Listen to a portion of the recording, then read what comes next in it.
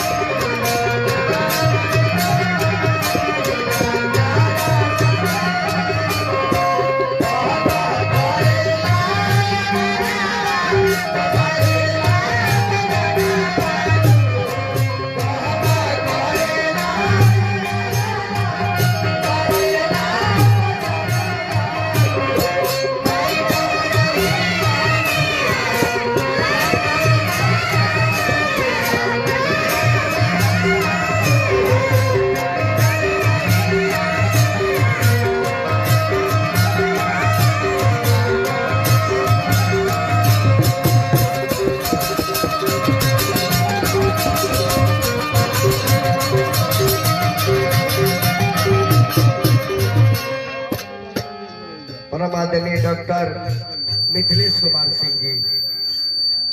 Hello कौन mic है देख लो भैया। परमादरणीय श्री शशि भूषण बाबू हमारा वार्ड साहेबानी हमरा के स्नेह दल बानी शशि भूषण बाबू के ताहे जी से शुभकामना अभिनंदन स्वागत। भगवान से कामना करो कि राउर पद बना रहे और आगे चल के पद राउर और आगे बढ़े, मान सम्मान राउर बना रहे, पंचायत के जनता के प्रेम से नहीं लोग समय बरकरार रहे। ए माई राउर महिमा के नहीं जाना कालिदासी करिया के अछरिया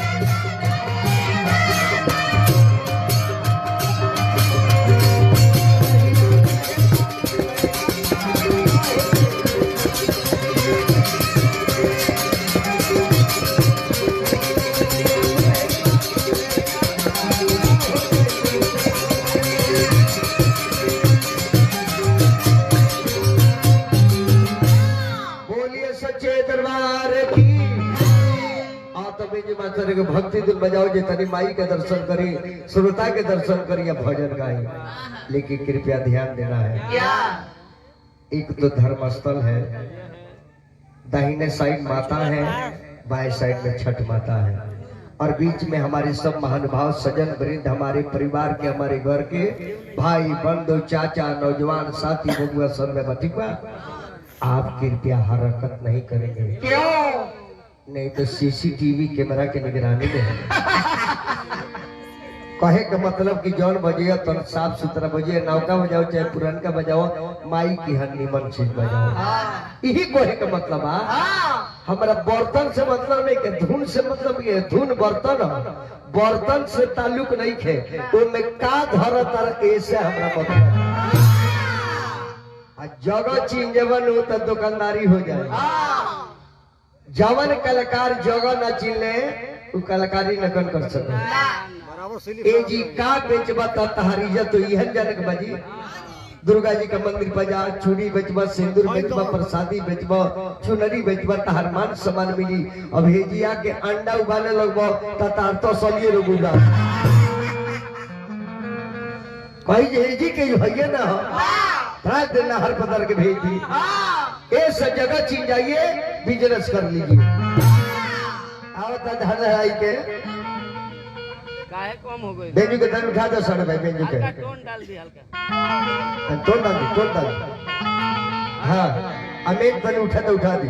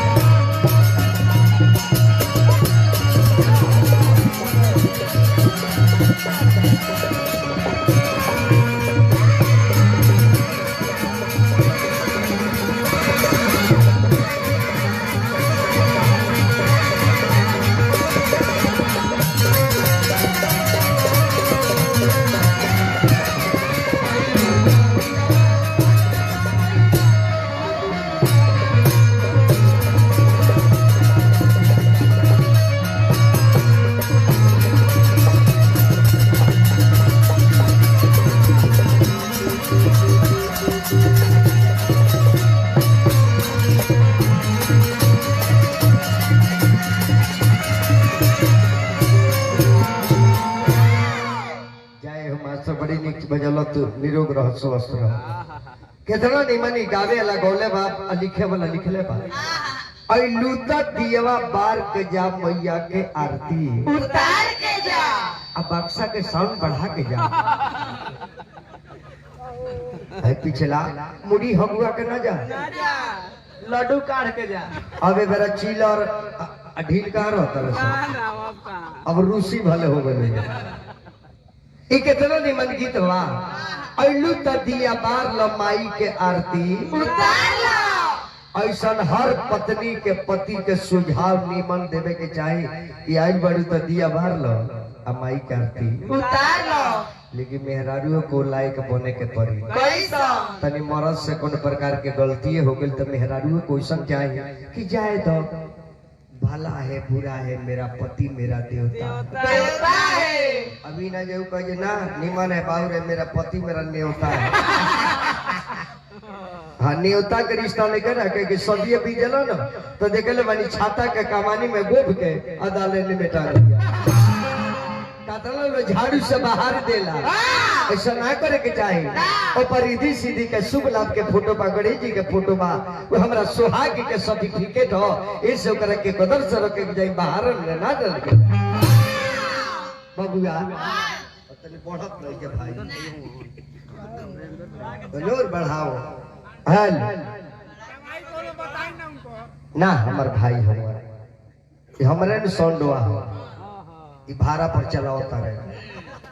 आज इकरो हिसाब लेता 6 महीना दिले। अब चली चलिए दरबार में, जहाँ गले से मंगली के बारिश से भी के निकला सुला। पुरस्कार ला रमेंद्र भाई की तरफ से मिथिलेश बाबू नो अमरेंद्र बाबू अमरेंद्र बाबू डॉक्टर साहब नो हाँ महाराज अब तो याद पर तो अगर भोरे पर गो लगे तो फिर दे दी याद पर दी हाँ गलती से नाम छूट जाओ तो फिर पैसा देकर नाम धरवा दी डॉक्टर साहब हमारे माने वाला मानी बाबू श्री मितुर्य सिंह जी सब सी समाज का हार्दिक हार्दिक अभिनंदन कर अब दरबार में चली जमा सर यहाँ गला से मंगली के बाद रवि के निकना सुना बाबू रंजीत कुमार सिंह जी कलकत्ता बंगाल वेस्ट बंगाल के तरफ से पुरस्कार मिलल बा।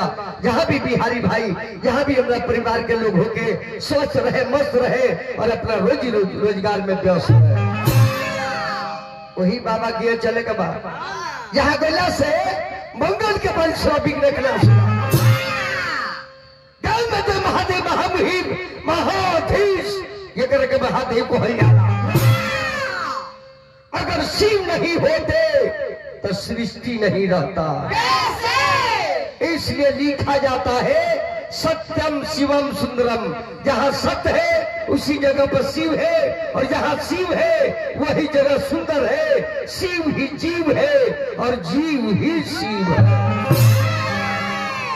वही महादेव के खानदान में चले के बाद सब देवता के घर जानवा नेवता दियाला तब महादेव के सबहरी नेवता दिया और सबहरी में घर जाना मंत्र बकिना अरे वह के कार्ड अगर दे दी भाई हमारे यहाँ तिलक भाई कार्ड ले ली आज रुआ 51 रुपए 101 रुपए नेवता करे भोजन करे चल दी नेवता करे 50 गो और 150 के खोराकी मार के चल आई कहो नेवता दिया जे मनोज जी देख ली हमारे यहाँ शादी का अपनों आओ के बाद परिवारों के लिए आओ के बाद बाल बच्चा के लिए आओ के बाद चाचियों के लिए आओ के बाद चचो पूरा परिवार हमारे यहाँ आई नेवता देता है तो ऊ आदमी या पूरा परिवार जाए तो नेवता को के खा के भागी ना ऊ पतल चलाई गिलास चलाई जले ऊपर जग समाप्त ना हो तो लुगाई ऐसे सबहरी देवता हो जैसे हमने बहुआ से सुनिया मनोज जी से कि महादेव के परिवार में कितना अनेकता में भी एकता बा। अरे मनोज जी देव से का बताए महादेव के परिवार से हमारी संस्कृति आधारित बा और महादेव का परिवार इस संविधान के वो अंग हो। परिवार में इंटरनेशनल पद लेकर लोग बैठल बा। देव में महादेव भोलेनाथ देवता में महादेव माता पार्वती दुनिया कमाई बेटा सबसे पहले पूजल जाता रहे। कार्तिक भगवान के पूजा होला छठी माई के पूजा होला संतोषी माता के पूजा होला शुभ लाभ रिद्धि सिद्धि के कर पूजा होला। वो परिवार में सब सदस्य इंटरनेशनल पद लेला बड़े आ तब वो परिवार के मालिक के दशा देखा तनी एगो मिर्ग के छाला पहिर के गाछी तो ढीमलाई रहा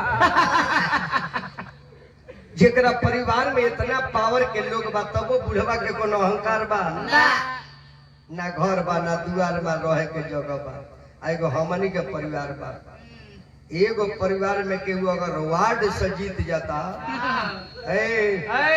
होश में नलजल चाप दे। हाँ पावर लेकर दुरुपयोग ना करे के पावर लेकर प्रयोग करे। दुरुपयोग करना ये संस्कृति का पान है। का महादेव चाहते हैं तो सबकर विकास बनना हो जाए लेकिन धन हरे महादेव वो मंत्रिमंडल का मालिक हो करके भांग धतुर खा करके बौरा रहा है। अब तू बीडीसी बन के अब तू बोला कोई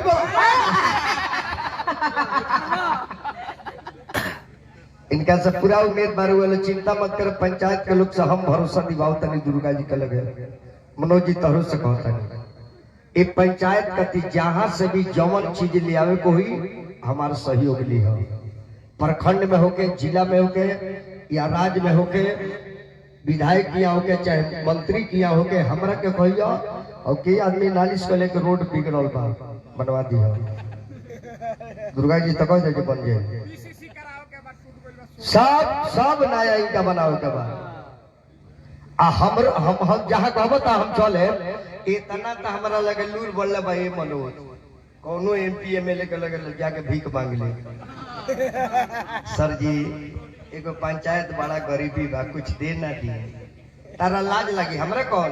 हम तो ऊ जात हैं जे उगले बुलेले तार से बपौती लोटा पुलिस है सो हमरे ये इतना लोटा बाजे काम न करबा तो लोटे लोटे मारे। ऐसे पंचायत के विकास हो जाना उमेश सरवा जी तोले बनी, हम इनका साथ बनी। जहाँ भी काम रूल से कहते नहीं नंबर लिख ली, चाहे ब्लॉक में हो जिला में हो, कोनो दिक्कत हो के आप मुझे बुलाइएगा। मेरे पास इतना व्यवहार जरूर है कि पैर पर गिर कर भी आपका कार्य हम पूरा कराएं। एकदम तो ठीक है रहो है केस यार झड़ में करके जमाओ, खाली तनी खाए पर ध्यान रखे, खाए पर ध्यान दिया, बाकी खर्चा न कोई लगी। है गौनैया बन हुई ओकरा बाद तार भाड़ा उतारे एक हम पक्ष से हमार छोटे भाई निकल बा, बड़ भाई कभी चाहो न मिलो अभी मत कही ना तो गने बुला दी। बड़ी मानी ले दिल से हम जान आई देखला ही दरखास्त निकलो, याद करियो। तेरे नंबर वार्ड पर आपको ध्यान देना है। अब माइक में बोलना है दुर्गा जी के सामने। अगर दिक्कत हो तो मुझे याद कीजिएगा, आपका भाई आपके लिए जान दे सकता है महाराज। खाली तू सवेरे खिया के न देखो फिर भेजता है बबुआ, वही बाबा से कहे के बका आ धुन कौन लागल मास्टर जानता है? हई काहे को लइकवा गाव तरह से कैसेटो में हम तो कोनो के गावल सुनी लेना, लेकिन धुनमा सुन ली। इसके धुन में कोनो गड़बड़ी ना होला, ओकरा शब्द में गड़बड़ी होला।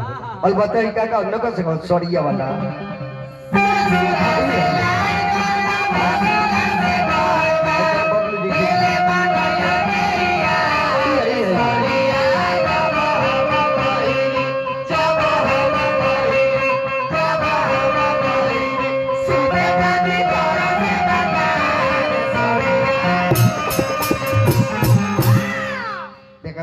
बबुआ ई जौन गीत लिखल भाई डॉक्टर राजेंद्र प्रसाद से भी 20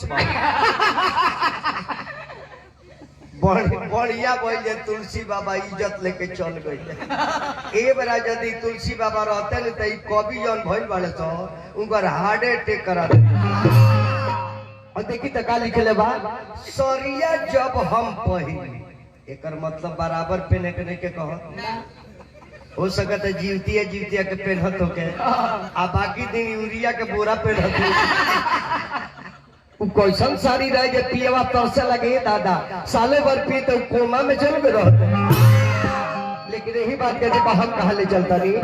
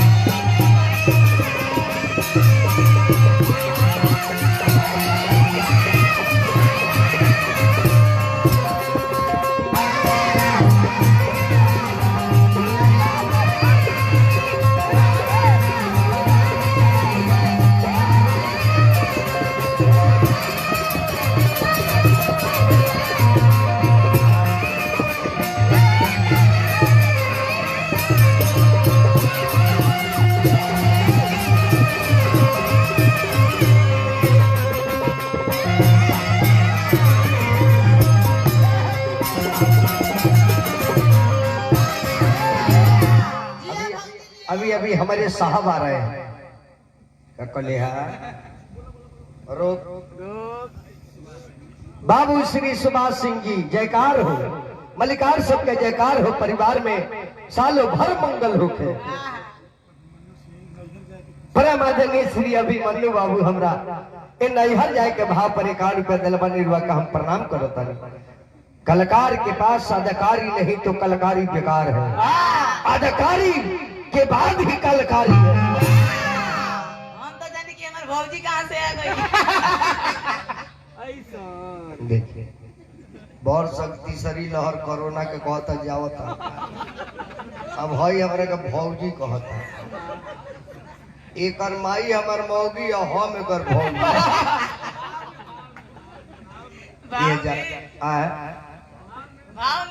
भाव में अपना बाबूजी को लगे सवेरे जाके कोई ये प्राण प्यार तब में हम जानी भाव में मुँह आइए देख खत्मे कर दी आज अमर जब बताइए तरह हो। ए बाबा जी सुन ले बानी, माता गौरा पार्वती पिता महादेव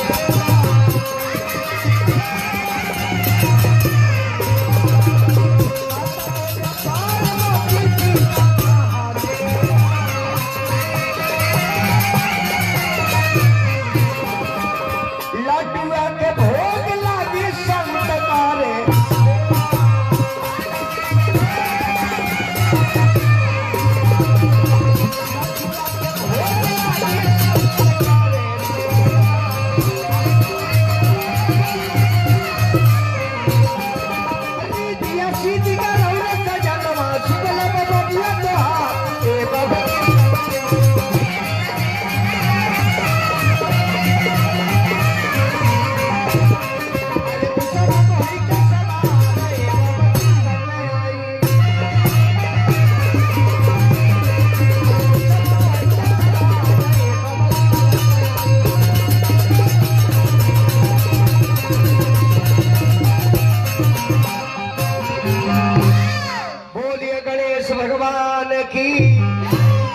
गणपति बप्पा मोरया गणपति बप्पा मोरया।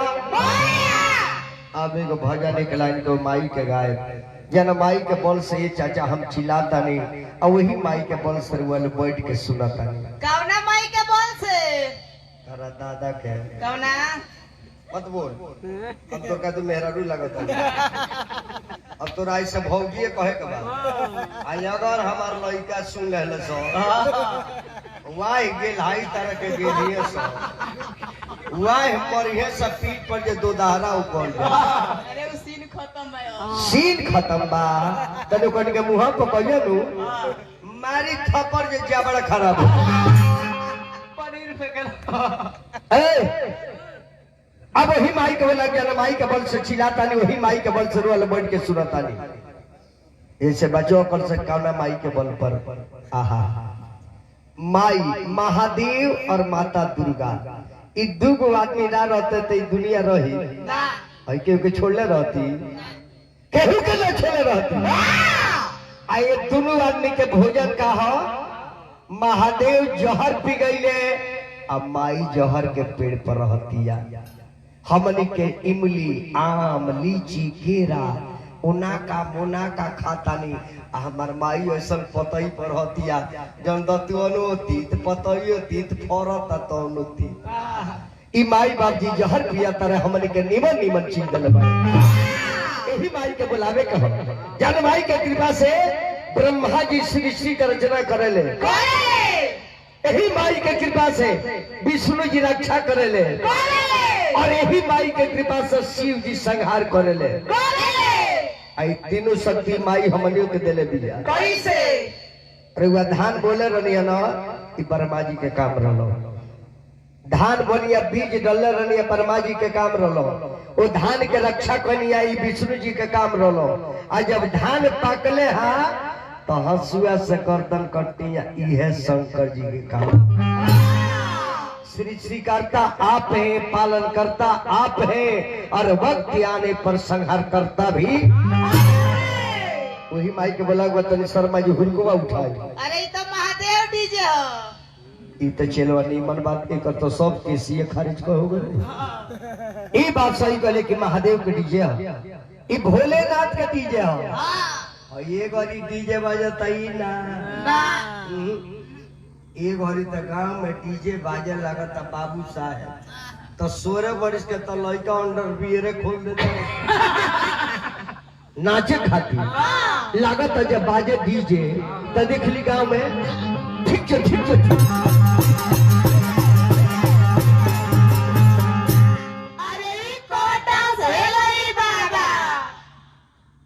ये डांस के नाम है गिरी फर्नीचर। ये झलवैया हार जावे परा के विश्राम करो बाबू उहे लोग बता रहे तारा भारी आदमी खाली तारा खाती बनावल बा। लेकिन एगो फायदा बा ये चाचा हफ्ता में एक दिन डीजे बजवाई पंचायत में बहुत विकास हो रहल बा। डीजे बजावला सही पता तो जरूर लाग जाता जे गांव में कितना लड़का छू नर बा। अगर एक जनगणना करे के पड़ी तो डीजे बजाए तबे पता लगी जे कितना विकास भइल बा। सबे जनता के मर लड़का निमन के कहले जे खराब हो और जब डीजे बजाता तब न पता लगता बाप डंडा लेके दीवार पर बैठल रह जो सजो डीजे बजाता और लड़का बेचैन में घरे में घेरा गइल बा आ डीजे हौकले बा अपन हौकले बा आई खिड़की खोल के ओई डीजे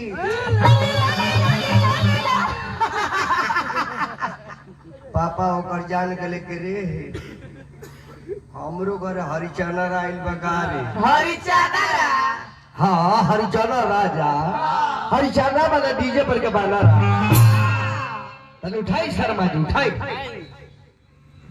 तने माइक धला त बुआ धला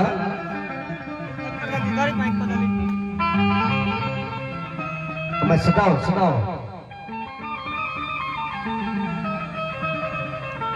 वो सब कलाकार हमारे ने होलो तो दीहल बाजे तनिको रक्षा में रहल तो सब हमार हो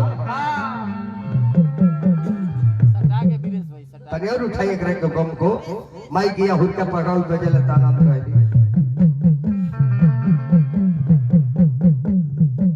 ठीक बा ठीक भक्तल की माई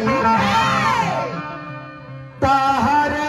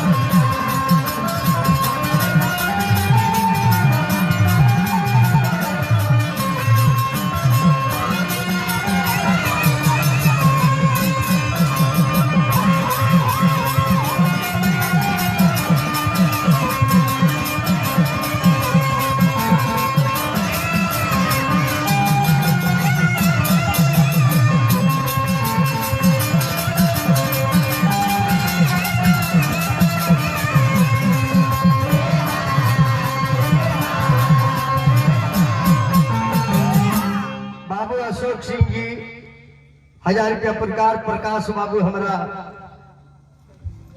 मैकटेक इंजीनियर के देखा था हमारा घरे इंजीनियर लोग बा हमारा के कमी बा ये कर भाई इंजीनियर ये कर भाई डॉक्टर तब तो यही ना प्योर मास्टर हो गली बाबू साहब के हार्दिक हार्दिक शुभकामना बा ए माई तू ही न हो तू ही अरे रहसु बोला माई बनवा के भीतरिया बोला जरिया तेरा